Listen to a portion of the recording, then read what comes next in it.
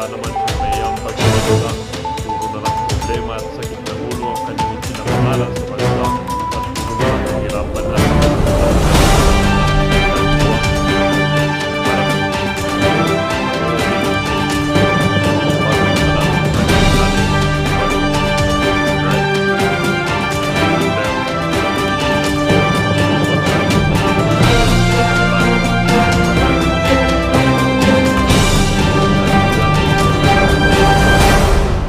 patuloy na pagtangkilik sa ating channel.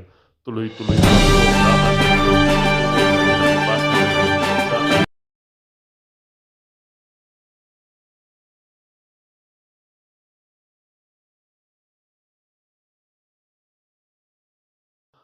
ang isyung ito ay naging usap-usapin din sa mundo ng social media. Merong isang netizen na nagsabi, si Congressman Rodante Marcoleta talagang dapat tawaging senador ng bayan. Salute to you, sir. Sana tuwakbo ka pong senador ngayong midterm national election.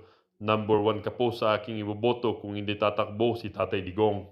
Sabi din ng isang netizen, ayos yan Congressman Marcoleta. Nasa iyo suporta ng taong bayan, sana mapa-step down mo ang speaker.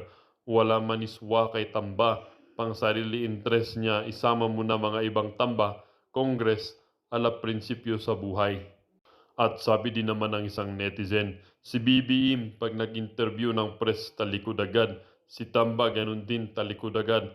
Ako din pag guilty ako, talikod agad ako sa alam na dis ang taong guilty, diyan pwede kausapin ng face to face, takot mabisto.